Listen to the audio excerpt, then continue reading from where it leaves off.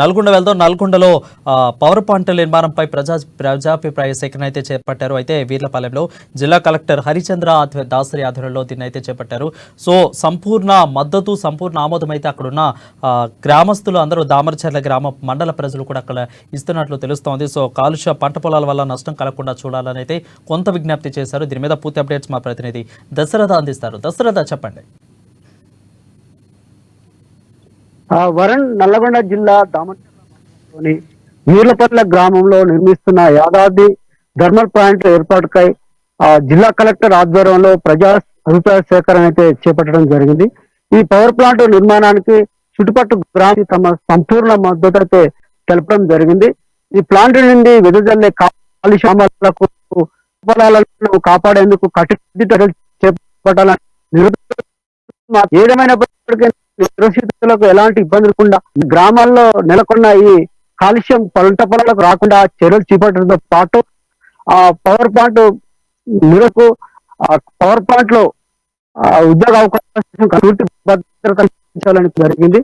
ఏదేమైనప్పటికీ power plant లేకుండా ప్రజలకు ఎలాంటి ఇబ్బందులు లేకుండా గ్రామాల్లో అభివృద్ధి కార్యక్రమాలు చేపట్టడంతో పాటు మరి పవర్ ప్లాంట్ లో నిరసితులకు ఉద్యోగం కూడా అవకాశం కల్పిస్తామని చెప్పడం జరిగింది.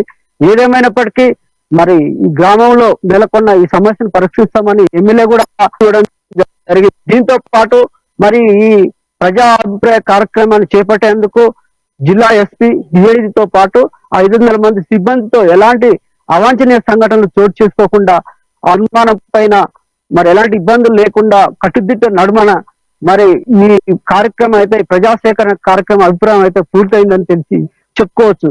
వరుణ్, రైట్ దశరథ్. అయితే నష్టపరిహారం ఎంతవరకు అక్కడ ఉంటుందని గవర్నమెంట్ అంచనా వేస్తుంది, వాళ్ళకి ఎప్పటికి ఇస్తుంది? సో ఎందుకు అంటే సంపూర్ణ మద్దతు తెలిపారు కాబట్టి వాళ్ళకి నష్టపరిహారం ఎంతవరకు ఇస్తున్నారు? ఉద్యోగాల అవకాశాలు అక్కడ ఆ కంపెనీలో ఇవ్వడానికి చూస్తున్నారా, లేదంటే పక్కన వాళ్ళకి ప్రత్యామ్నాయం ఏమైనా చూపించే అవకాశాలు ఏమన్నా ప్రభుత్వం చేస్తుందా?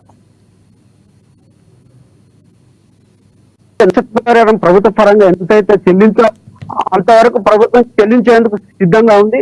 అదే విధంగా ఎవరైతే నిర్వసితులు ఉన్నారో వారికి కంపల్సరీగా ఉద్యోగ అవకాశం కల్పించి వారికి అన్ని విషయాల్లో మేము అవకాశం కల్పిస్తామని చెప్పడం అయితే జరిగింది. పూర్తిగా హామీ ఇవ్వడం కూడా జరిగిందని చెప్పుకోవచ్చు.